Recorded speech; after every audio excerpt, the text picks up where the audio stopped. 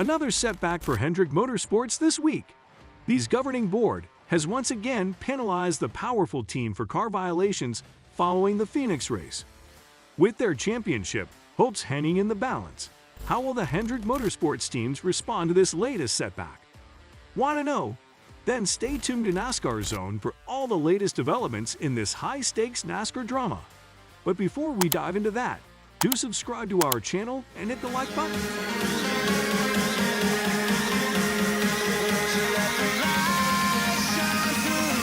After a crazy and eventful day of NASCAR penalty news, the sanctioning body emerged reasonably victorious in 2 appeals, and NASCAR has its sights set on Hendrick Motorsports as a potential target. Again, NASCAR docked Hendrick's Alex Bowman and William Byron 60 points and 5 playoff points, suspended their interim crew chiefs for 2 races, and fined them $75,000 after discovering a modification to the greenhouse center section of the car during a teardown of the Richmond cars at NASCAR's Research and Development Center this week. As a result of the late notice, the suspensions that were handed out to interim crew chiefs Greg Ives and Brian Camp on Thursday will not take effect until the following week. Normally, penalties are handed out on Tuesday or Wednesday. Considering that their roles as interim crew chiefs were scheduled to end with the Bristol Motor Speedway dirt race on Sunday, the suspensions are not particularly significant. As a result of the point deductions, Bowman fell from 1st to 7th place in the Cup regular season standings, while Byron, who is the only driver who has won 2 Cup races this year, fell from 4th to 14th place in the standings. On Sunday in Richmond, Bowman finished in 7th place, while Byron was leading the race for 117 laps before he was involved in an accident that dropped him to 24th place. It was the second penalty handed down to the Hendrick Motorsports drivers in the span of 4 weeks. They, along with their 2 teammates, had 100-point penalties and 10-point penalties in the playoffs, overturned by an appeals board the week before. However, the board upheld $100,000 fines and 4 race suspensions for their crew chiefs for modifying radiator exit duct covers at Phoenix last month. Following 2 appeals judgments made on Wednesday and Thursday, NASCAR most likely felt as though it had been somewhat vindicated.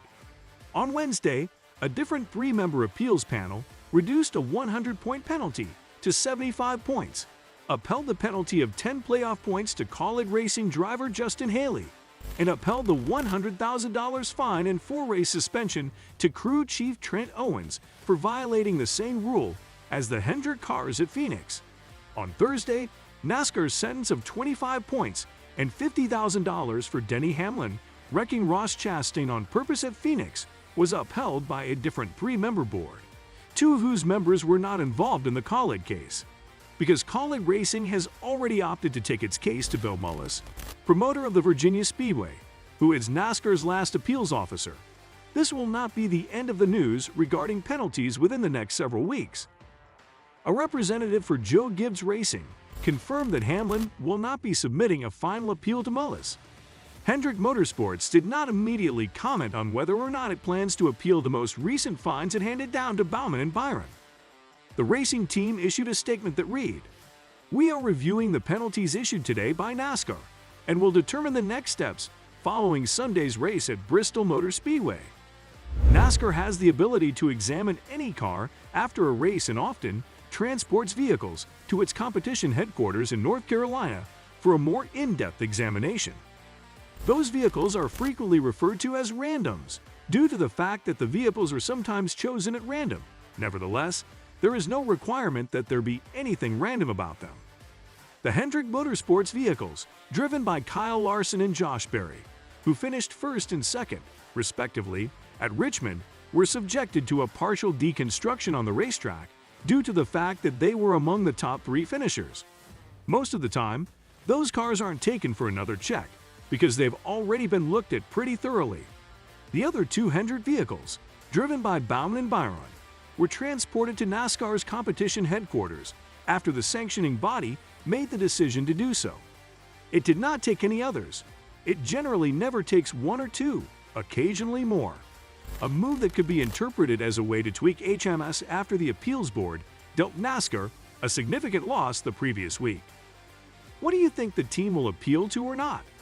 Let us know in the comments section below. Be sure to hit the bell button and subscribe to our channel to get the latest updates. NASCAR Chief Operating Officer Steve O'Donnell stated on Thursday that seizing the Hendrick cars after the Richmond race was not a method to target Hendrick Motorsports. No, we've taken cars, Bob. I think you've been around the sport a long, long time. We take cars from various races. We'll continue to do so. You'll probably see us take cars from Richmond. It could be from any organization at any time, and we've maintained that policy throughout at least my time at NASCAR. As a result of Hendrick's successful appeal, it appeared as though Kaulig should have a fair chance of obtaining the same verdict. Chris Rice, the president of Kaulig Racing, was visibly upset that his team had lost its appeal to their punishment from Phoenix.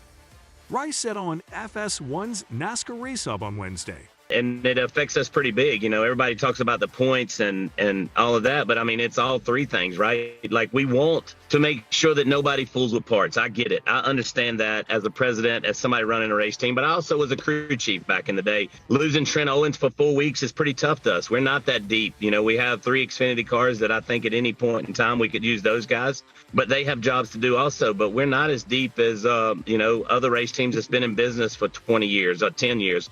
We doubled our staff this year, so we are deeper than what we were last year. But, you know, losing Trent Owens for 4 races is devastating to Justin Haley. They just started clicking last year. We've had a rough start to the year, but they'll start clicking again. And 4 races, missing that guy is going to be pretty tough. But 100 points to a race team like us, to where we sit and race somewhere 15th to 20th. We have good runs every now and then. It's pretty devastating also. So I look at it, you know, I think our crew chief is pretty big. Our points are pretty big. And then, you know, the $100,000 fine to a budget is also something that's pretty tough. And I do understand that we want tough penalties when the penalty or the crime is granted, right? Like, I do understand that, and I do respect that. But when you look at everything that's went down over the last couple of weeks, you just kind of go, man, that's just disheartening that Kaulig Racing is sitting here in this position, and I got to sit on the side of the road and have a conversation with you guys and have this conversation, right? Like, that's what's so disheartening to me. I feel